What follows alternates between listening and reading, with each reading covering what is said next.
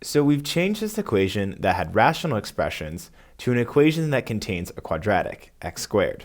Since this equation is quadratic, we want to bring all the terms to one side of the equation, factor the expression, and then set each factor equal to 0. So I want you to try and rearrange this equation so that way you can factor it. Then solve it just like you've done before.